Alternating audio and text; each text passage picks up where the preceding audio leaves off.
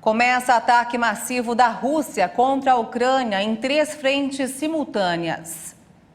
Rússia toma a usina de Chernobyl e aeroporto perto de Kiev. A Ucrânia afirma que a invasão é total e pede ajuda ao mundo.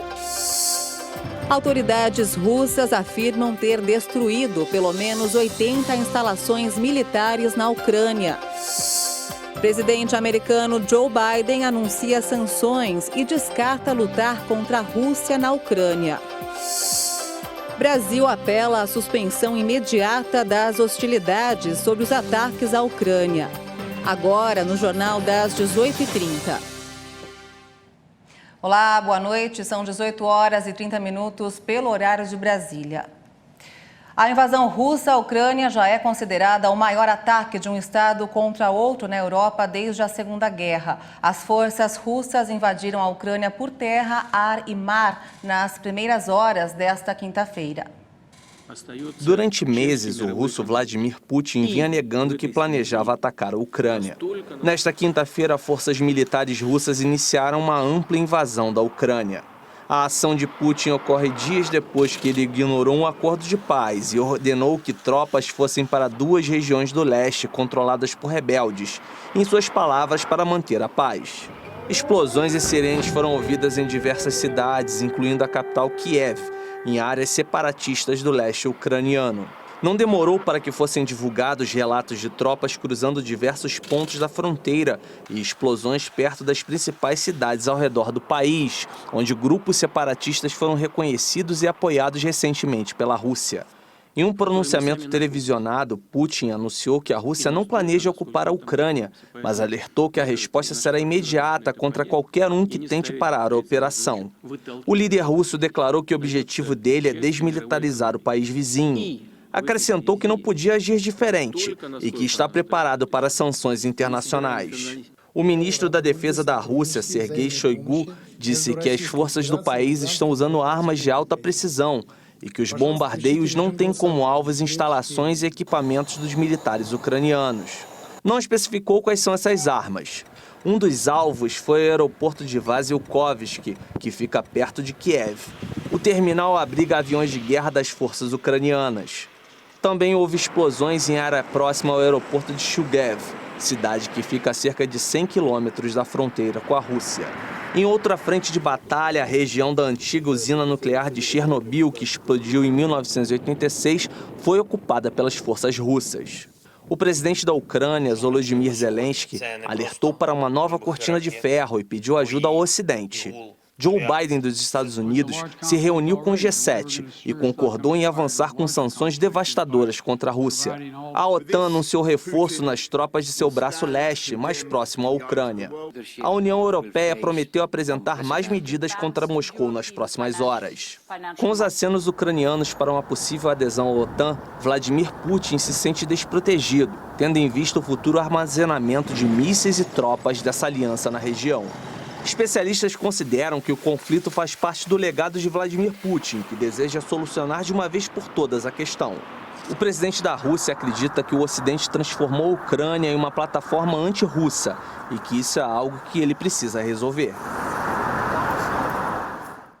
E o vice-presidente Hamilton Mourão afirmou que o Brasil não concorda com a invasão do território ucraniano. Ele disse que o país respeita a soberania da Ucrânia. Ao chegar ao Palácio do Planalto, Mourão falou que o Brasil não está neutro e não concorda com os ataques da Rússia. Segundo ele, o país deixou muito claro que respeita a soberania da Ucrânia. O vice-presidente disse ainda que a Rússia tem uma tradição de expansão desde o Império, que passou para o período da União Soviética. Segundo ele, Vladimir Putin volta a buscar esses interesses. Para Mourão, Putin não respeita o apaziguamento e as sanções econômicas, que é uma forma intermediária de intervenção. Mourão afirmou que o sistema internacional pode ser rachado e ele acredita que outros países também podem ser invadidos, a exemplo do que houve na Segunda Guerra. Ele também lembrou que pode haver uma fuga em massa dos ucranianos e gerar uma crise em vários países. O Brasil não está neutro, o Brasil deixou muito claro que ele respeita a soberania da Ucrânia. Então o Brasil não concorda com uma invasão do território ucraniano, isso é uma realidade. E isso vai ser uma confusão se realmente essa invasão ela prosseguir da forma como está ocorrendo. Vai haver um êxodo em massa dos ucranianos, é um povo, uma nação de 40 milhões de habitantes, na direção da Europa Ocidental, vai ser um problemão aí. E autoridades russas afirmaram ter destruído mais de 80 instalações militares na Ucrânia. No sul do país, um ataque próximo a Odessa matou pelo menos 18 pessoas. O porta-voz do Ministério da Defesa russo, Igor Konashchikov, também anunciou a destruição de 3 postos de comando, uma base naval e 18 estações de radar dos sistemas de defesa antimísseis. Ele garantiu que o ministro da Defesa ordenou que o exército russo trate com respeito os soldados ucranianos. No sul do país, 18 pessoas morreram em um bombardeio contra uma base militar próxima ao porto ucraniano de Odessa. Este é o ataque mais violento do dia até o momento, de acordo com o relato das autoridades ucranianas. A base militar fica a 100 quilômetros ao norte de Odessa, em uma área próxima da fronteira com a Moldávia, país vizinho à Ucrânia que fechou o espaço aéreo devido à invasão. E os ucranianos que vivem em Kiev acordaram assustados com os bombardeios russos e esperam por apoio internacional para pôr fim ao conflito. As autoridades decretaram toque de recolher na capital. O prefeito de Kiev, Vitaly Klitschko, anunciou nesta quinta-feira um toque de recolher das 10 da noite às 7 da manhã para proteger a segurança dos habitantes de Kiev. O transporte público não vai funcionar nesse horário, mas as estações de metrô permanecerão abertas para servir de abrigo em caso de ataques. Durante a madrugada, a capital ucraniana começou a ser alvo de bombardeios russos após o início da invasão ordenada pelo presidente Vladimir Putin. Os cidadãos ainda tentam entender a crise que evolui rapidamente. Grandes filas se formavam enquanto milhares de pessoas tentam deixar a cidade para locais considerados mais seguros, mas há quem prefira ficar. Após os bombardeios na capital, o exército ucraniano anunciou que acontecem combates pelo controle de um aeroporto militar em Gostomel, perto de Kiev. Mais cedo, os guardas de fronteira confirmaram que tanques russos entraram no país pelo sul da fronteira ucraniana, bielorrussa, e seguiram em direção à capital. A situação também é tensa em outras regiões do país. E vamos agora ao mercado financeiro. O dólar fechou em alta nesta quinta-feira, a maior alta percentual diária em mais de 5 meses, com investidores repercutindo a disparada da aversão a risco após a Rússia invadir a Ucrânia. A moeda norte-americana subiu 2,02% e encerrou o dia cotada a R$ 5,104 na venda. E vamos mudar aí um pouco de assunto para falar de um incêndio em São Paulo, em um prédio comercial vizinho à Fiesp, que bloqueou um quarteirão da Avenida Paulista no sentido Pinheiros na tarde desta quinta-feira. A repórter Maria Clara Leite tem mais informações. O incêndio no edifício Paulista 1, aqui no número 1337 da Avenida Paulista, região central de São Paulo, começou por volta da 1h20 da tarde desta quinta-feira, que foi o horário em que o Corpo de Bombeiros recebeu o chamado. Cerca de 40 minutos depois, ou seja, às 2 horas da tarde, as chamas já tinham sido controladas. Cerca de 11 viaturas e 30 homens da corporação foram enviados até aqui para controlar o incêndio e evacuar o prédio, por onde circulam cerca de 500 pessoas por dia. Ninguém ficou ferido. Segundo a corporação, a ocorrência foi na casa de máquinas e também no ar-condicionado, que ficam lá no último andar desse edifício, que tem 26 andares. Agora, as causas do incêndio são investigadas. Maria Alice. E o trânsito na região foi liberado por volta das 4 horas da tarde. Bem, vamos agora direto ao Rio de Janeiro com mais informações aí do estado desta quinta-feira com o repórter Anderson Nascimento. Boa noite, Anderson. Boa noite, Maria Alice. Olha, briga entre torcedores termina em confusão e internação. 7 pessoas ficaram feridas em uma briga entre torcedores na noite de ontem. A confusão se estendeu pelas ruas dos bairros de Botafogo e Flamengo, na zona sul do Rio, por volta das 10 horas da noite, logo após a partida de futebol entre Flamengo e Botafogo. As testemunhas relataram que ouviram tiros e houve muita pancadaria. Podemos ver nos vídeos que circulam pela internet a selvageria entre os torcedores. Dos 8 feridos, Tyson de Abreu, de 31 anos, foi violentamente espancado e socorrido por bombeiros do quartel do Humaitá. A polícia militar foi acionada para conter a confusão e 2 homens foram presos e levados para a 9ª delegacia. E 2 policiais também ficaram feridos. Agora, uma boa notícia para os motoristas do Rio de Janeiro. O projeto de lei 4.915 de 2021 propôs acabar com a taxa de emissão do Certificado de Registro e Licenciamento de Veículos, a CRLV. Porém, o governador Cláudio Castro, do Rio de Janeiro, vetou, mantendo a obrigatoriedade do pagamento. Contudo, ontem, quarta-feira, os deputados estaduais decidiram derrubar esse veto e acabar com a taxa. E será uma economia de R$ 69,23 para os motoristas que forem fazer o licenciamento anual do veículo junto ao Detran. Sendo assim, a taxa de licenciamento cai de R$ 242 para R$ 172,77. O projeto passa a valer assim que for promulgado e publicado no Diário Oficial do Poder Executivo, previsto para hoje. E um gato foi encontrado com vida sob a lama do Morro da Oficina, em Petrópolis. 9 dias de buscas pelas vítimas do temporal que atingiu a cidade na semana passada. Segundo o comandante-geral do Corpo de Bombeiros do Rio, Leandro Monteiro, o bicho estava soterrado, mas sobreviveu embaixo da terra por 9 dias. O animal foi levado para o ponto de apoio do Corpo de Bombeiros e aguarda a avaliação veterinária. Que bom, né? Bom, eu fico por aqui, mas amanhã eu retorno com mais informações do Rio de Janeiro. É com você, Maria Alice. Muito obrigada, Anderson Nascimento, pelas informações. Te espero amanhã. E você vai ver ainda nesta edição, o presidente americano Joe Biden anuncia sanções e descarta lutar contra a Rússia na Ucrânia. Os detalhes você confere em instantes. Até já!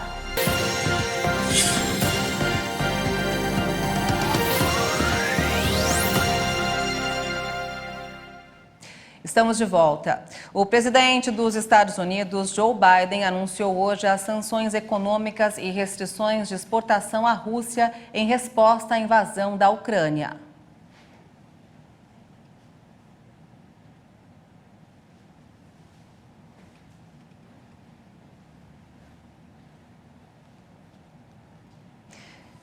O presidente americano Joe Biden afirmou nesta quinta-feira que seu colega russo Vladimir Putin escolheu a guerra e, por isso, ele e seu país vão arcar com as consequências. Putin is the aggressor. Putin chose this war. Putin é o agressor. Putin escolheu esta guerra e agora ele e seu país vão arcar com as consequências. Estou autorizando fortes sanções adicionais e novas limitações sobre o que pode ser exportado para a Rússia. Isso vai impor custos severos à economia russa. Projetamos propositadamente essas sanções para maximizar o impacto de longo prazo na Rússia e o impacto minimizado nos Estados Unidos e nossos aliados.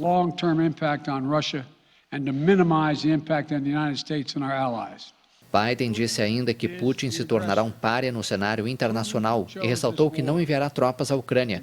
O presidente americano informou que aplicou sanções ao maior banco da Rússia e também está bloqueando mais 4 grandes bancos. Isso significa que todos os ativos que eles têm nos Estados Unidos serão congelados.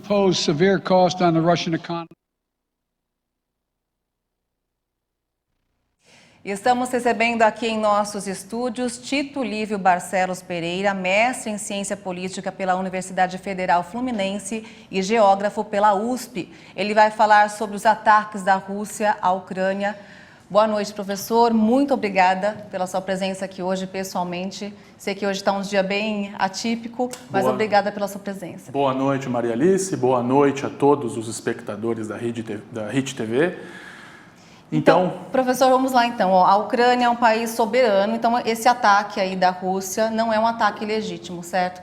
Por que que o líder da Rússia, Vladimir Putin, decidiu aí atacar o país, professor? Temos um mapa, né, que o senhor pediu para a gente colocar. Sim, eu gostaria que pudesse colocar um primeiro mapa para a gente entender um pouco dos aspectos, né, de o que está por trás desse ataque, dessa nova fase do conflito que estamos entrando.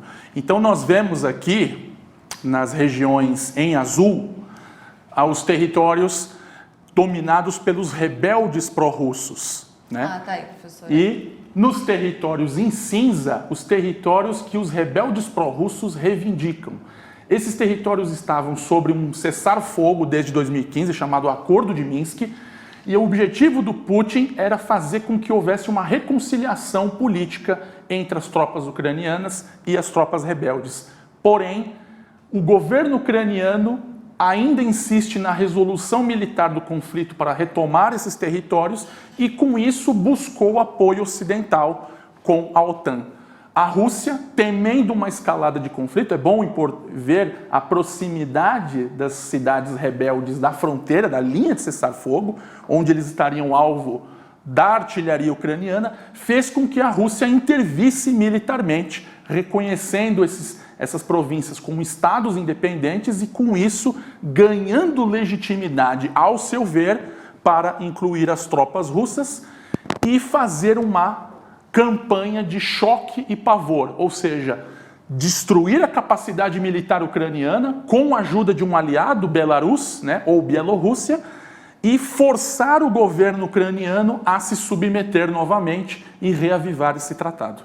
E, Tito, podemos dizer aí que a Rússia, a Ucrânia está abandonada à própria sorte diante aí do poderio militar da Rússia, tendo em vista que são quase aí 1 milhão de militares ativos na Rússia contra 250 mil na Ucrânia. Então, qual a sua visão aí sobre isso? Bom, é possível ver que a correlação de forças é muito assimétrica. Eu gostaria que vocês pudessem colocar o segundo mapa, onde você mostra a grande diferença de poder de fogo entre os países e como a Ucrânia está cercada, né? Então você tem aqui nos pontos pretos o posicionamento das unidades russas e bielorrussas. Tem que sempre levar em consideração que a Rússia não está indo sozinha nesse conflito. E aqui, nos pontos vermelhos, você tem as principais cidades ucranianas que foram bombardeadas pelas tropas russas.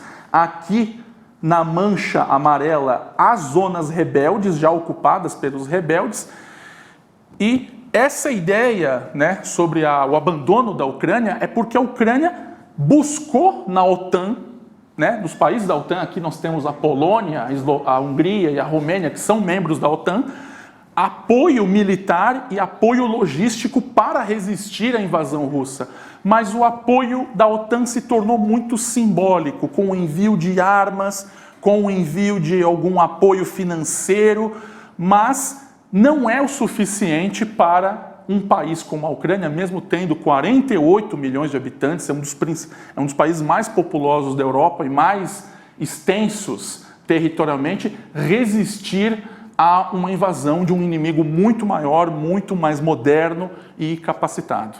E, Tito, dentro aí dos tratados internacionais, qual a posição do Brasil em relação a esse ataque à Ucrânia?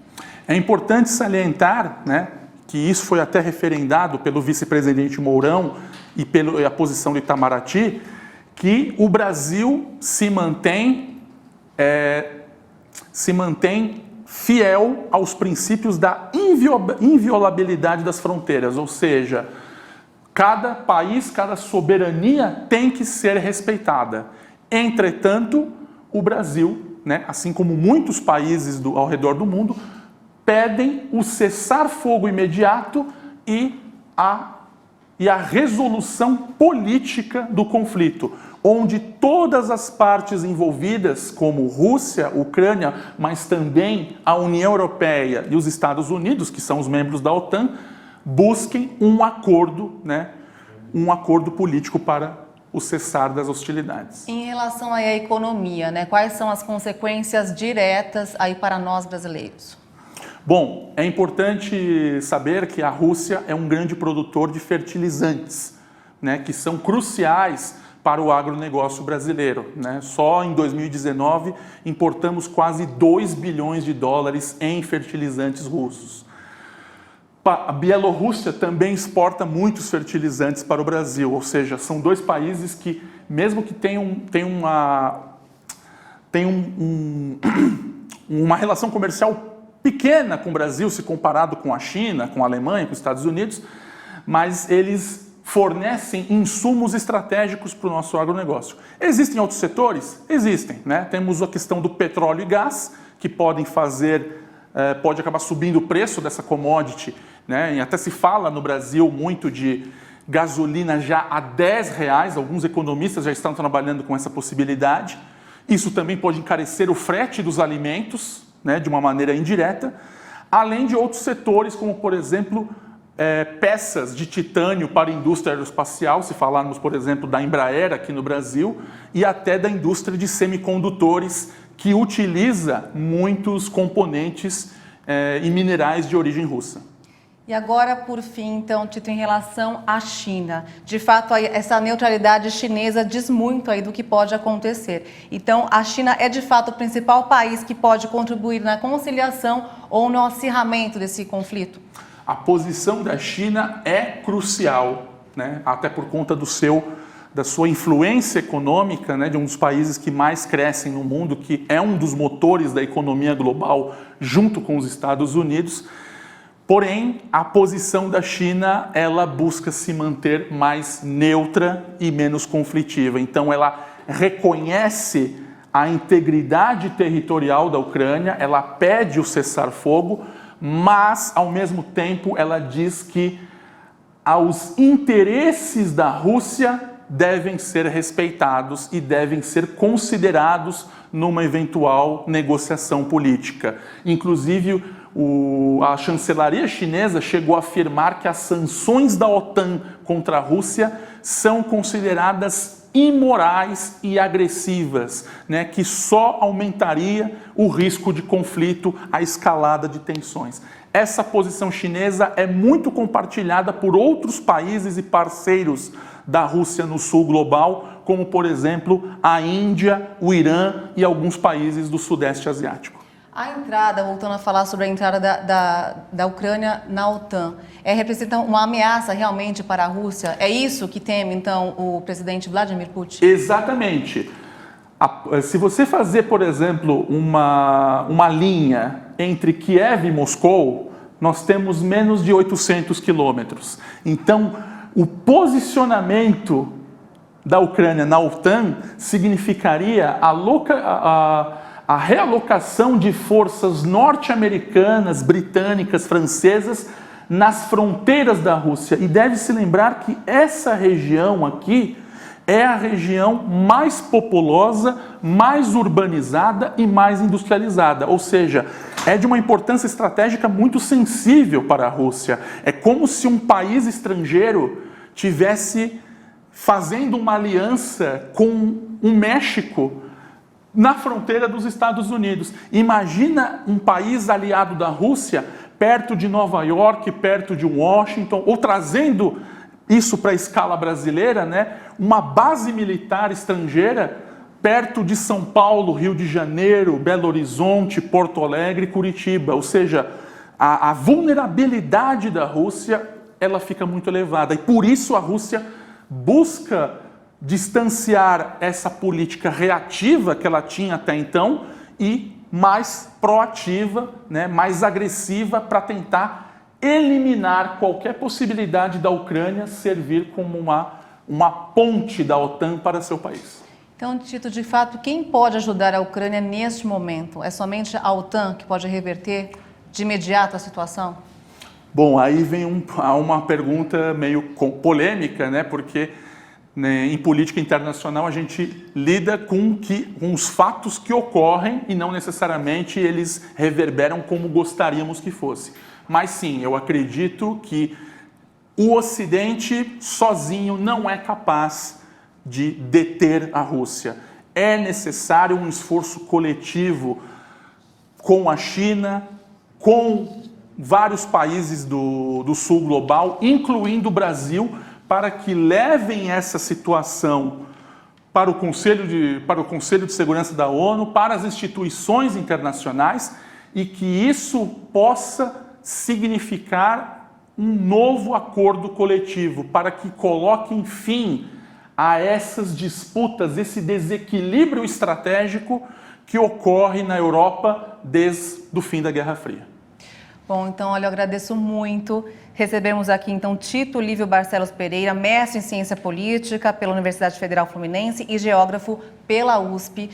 Vamos contar com você outras vezes aqui, Tito. Espero que numa outra situação, né? Porque hoje foi um dia triste para o mundo todo.